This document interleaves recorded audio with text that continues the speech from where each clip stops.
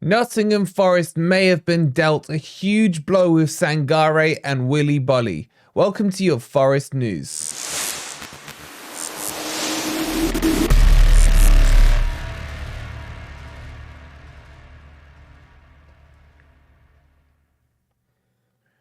Good morning, good evening, or good night. Hope you guys are doing well, and welcome to your latest Nottingham Forest news. Coming up in today's video, we'll tell you the latest on Sangaré, Boly, and Aina. And are Forest going to be without them for this weekend's huge match against West Ham United? If you haven't already, please don't forget to hit that like button. Subscribe to Forest Fan TV if you are new. And if you want to see how well Sangaré, Boly, Aina, and all our other AFCON players did, make sure you go check their stats out on SofaScore. SofaScore is completely free to download. The link is pinned in the comments. It's on iOS and Android. Make sure you get it. And let me know how well you think our AFCON boys did in the final. Based on their stats, who was the best player? Sangaré, Boly, who didn't feature, or Aina? Okay, let's get into this and let me talk you through these worrying things that are happening this week with Sangaré. Now, obviously, this will cover Boly as well. But there is a chance that Sangaré can miss the game against West Ham.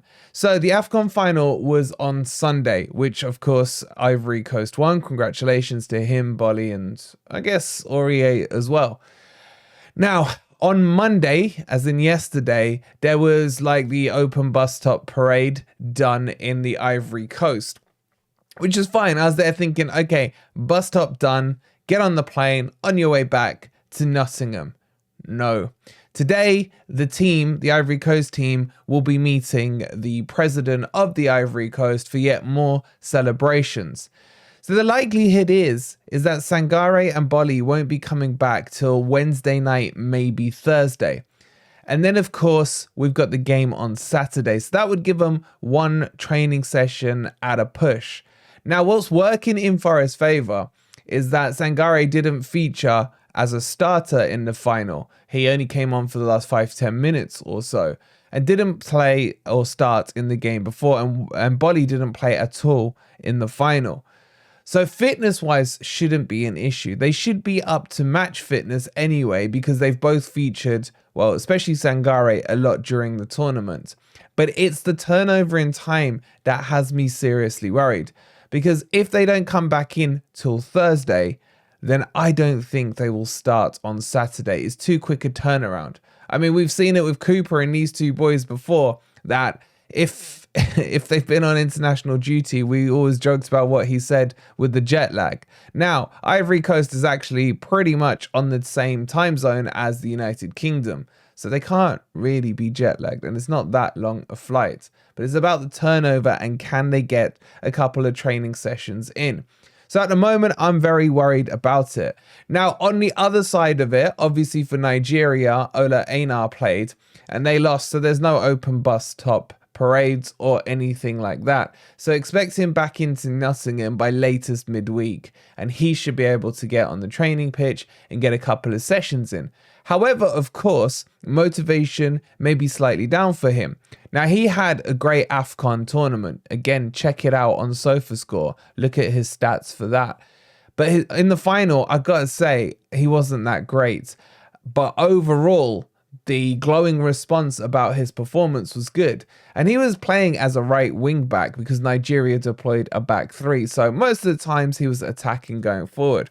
So I think we may see Aina in the West Ham game this weekend. However, more clarity will be revealed on all of this once we hear Nuno's presser. I will be asking and finding out if we can get the information beforehand. But I am seriously worried about Boly and Sangaré, and in particular Sangaré, not being ready for the match.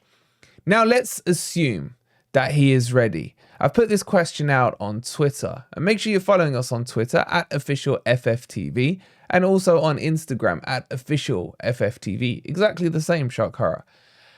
Who would you switch him out for if you would switch him out? And clearly the focus, the lens, the microscope has been on Yates this week. But is that the right move? Should Sangaré come straight in and replace Yates? For me, it's 100% yes, because we're desperately needing a number 6. And I think, can Sangare change things for Forest? I think the answer is yes. And before all the Sangare doubters come at me, let me kind of run a few things at you first. Sangare under Cooper was playing more in an 8. He wasn't playing in the 6, and that's not his natural position. He played one game under Nuno before he went away for AFCON, and he played him in the 6 against Newcastle, and shock horror, Forest won that game 3-1, and actually looked very competent even in that midfield. So I'm not going to say Sangare is going to come in and save our season and then suddenly Forest will never concede a goal. He's going to thread through balls in left, right and centre, pop up, breaking through the lines and scoring goals himself. Some of that stuff he will do, but it's a team game. But at the moment, I feel like he's that missing piece. Last year, Forest struggled without a number 6. Freuler was so ghost-like, it wasn't even funny, again, because he was played out of position. But him and Dominguez just seems to me like such a balanced pairing in that middle, with Dominguez doing that pressing, that quick movement, with Sangare positionally holding that anchor and then breaking through, breaking and getting higher turnovers on the pitch. It will really be an advantage for Forest. But they both need to be on the pitch this weekend, because this is must win against West Ham. But let me know what you would do. Yates or Sangare? Get them in the comments down below. Okay, so let's move on and talk about the left and right back situation, because this is causing a lot of debate this week. I've been getting loads of stick for saying Tavares had a decent game last weekend against Newcastle. But where do you guys stand? Because Aina is going to be back, and as I said, expect him back midweek, so probably fit enough to play and not jet lagged enough to play against who we got this weekend? Oh yeah, West Ham. But where does he play? Does he fit in on the left-hand side or the right-hand side? Because we know he's versatile. He can play both right back, left wing back, right wing back, and actually in midfield as well. Now, personally, I would drop I don't know, this is a tough one. If it's up to me personally, I would put him at left back, bring Montiel in at right back, and go with Amadeli and Murillo as the back four. But knowing that Nuno loves Nuno, and that Nuno loves dogs, anyway, he's going to go Tavares at left back. Now, if he does that, I would probably put Aina at right back, because it's his choice at the end of the day. We can have, all of us have our opinions, but he puts ink on that team sheet, not us.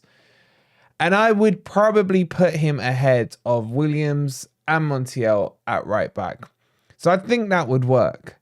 And this is probably what I think Nuno, as in Santo, is going to do. He loves pacey fullbacks. Aina's quick, Tavares is quick. As much as I don't think Tavares is good, I did like what he was doing in the game in terms of the runs and the break-ins behinds that he was doing against Newcastle. And I will think Nuno wants that happening on the left and on the right-hand side as well. And in fact, what you might see is Gio Reyna coming in on the left-hand side. And where Tavares was inverting inside Callum Hudson-Odoi, because Reyna's more a central player, he probably will use him as an inside forward and let Tavares go outside him to create the overload. It's going to be very interesting now, is the point I'm getting to.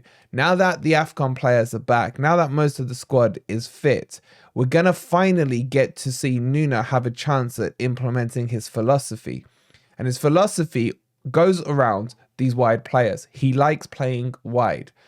And look, if you can't remember it or you haven't seen it, go check our video out. I'll put it at the end screen here. If you don't know what Nuno's philosophy is, how it works, I'll put the tactical video and also put Dazzling Dave's interview, the one we did with him, about his thoughts on Nuno.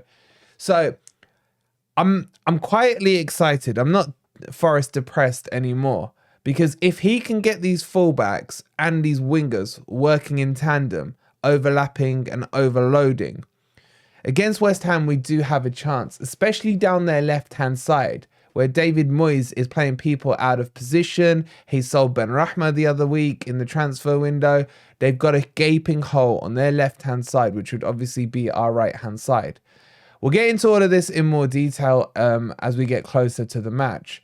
But what would you do with the fullbacks? What's the best 2 fullback combo? Let me know in the comments down below. If you haven't already, please don't forget to hit that like button. Subscribe to Forest Fan TV if you are new.